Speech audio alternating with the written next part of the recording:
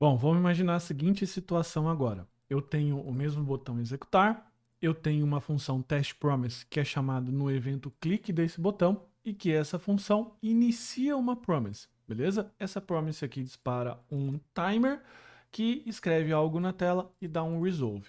Como é que eu posso fazer para aguardar essa promise 1 aqui finalizar? Eu faço assim, p1.then, ok? Cria aqui uma função callback e aqui eu posso colocar o código que eu quiser. Aqui eu posso colocar um console.log e aqui eu posso colocar a p1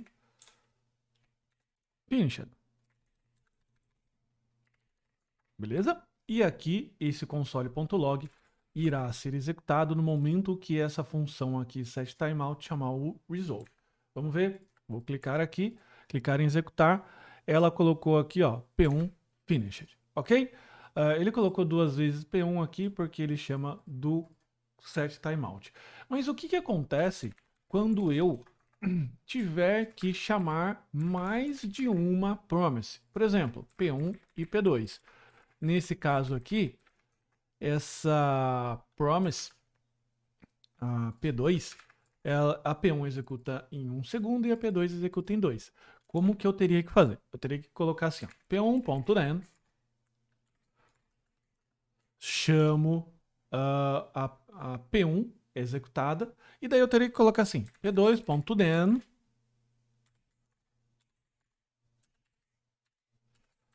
e aqui eu colocaria o resultado final depois de chamar as duas promises. Perceba que à medida que a quantidade de promises for aumentando, como por exemplo P3, vou colocar aqui P3, P3 finish, aqui eu vou colocar 3 e aqui 3 segundos. Eu teria que criar mais um, P3.then, ou seja, o meu código iria ficar horrível, macarrônico. Então, qual foi o que o pessoal do JavaScript pensou?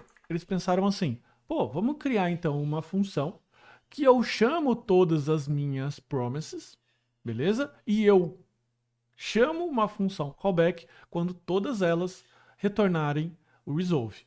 Essa função é a promise all, beleza? Então a gente coloca assim, ó, promise all. Aqui eu vou colocar num array todas as minhas promises. E veja que eu atribuí todas as minhas promises para uma constante. Vou colocar então aqui P1, P2 e P3, beleza? E aqui, o que eu vou colocar? Vou colocar o meu then. Só que não é o then do P1, do P2 ou do P3. É o then de todas elas, tá? Então vou colocar aqui then. E aqui eu vou colocar a minha variável que vai receber o retorno das três. Por ser uma chamada de 3 promises, o meu, o meu resultado aqui vai ser um array e não mais um valor simples, beleza? Então, values vai retornar, por exemplo, 1, 2 e o 3, porque são os valores que eu estou retornando aqui na myPromise, beleza? Vou colocar aqui, ó, console.log e aqui eu vou colocar promise values. E aqui eu vou colocar values, beleza? Então veja que o promise all vai fazer o mesmo efeito de P1 then, P2 then, P3 then, só que a única diferença é que ele vai deixar isso aqui muito mais interessante, beleza? Vamos executá-los aqui. Então cliquei em executar, ele iniciou, finalizou. Veja que eu tenho P1 finalizando, P2 finalizando, P3 finalizando, daí o que eu tenho no final?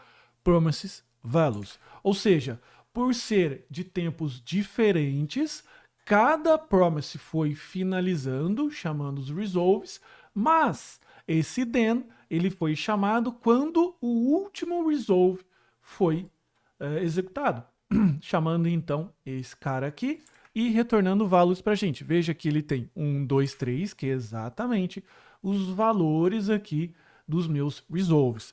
Mas o que acontece se eu colocar aqui, ó, reject? Se eu colocar aqui reject 3, por exemplo, o que ele vai fazer? Vamos clicar aqui em executar. Ele P1, P2, P3 e o que ele retornou? Uncount in promise 3. O que eu posso fazer aqui? Eu posso seguir então o catch, beleza? E daí eu vou colocar aqui a minha função de callback, eu vou colocar o console.error e aqui eu vou colocar promises error, beleza? Vamos ver?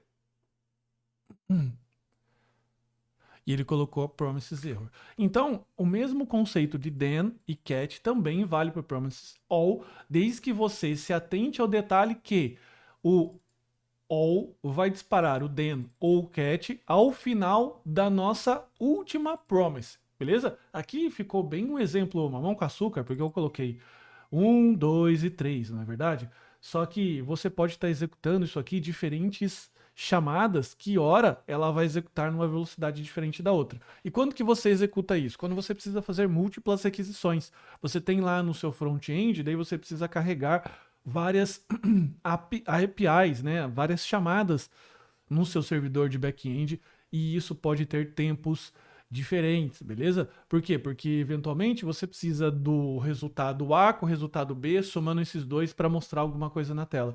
Então, promises all faz total sentido quando você tem esse cascateamento aqui de promises, tornando o seu código, ó, muito mais limpinho e bonitinho. Beleza? Então é isso. Muito obrigado. Até a próxima aula.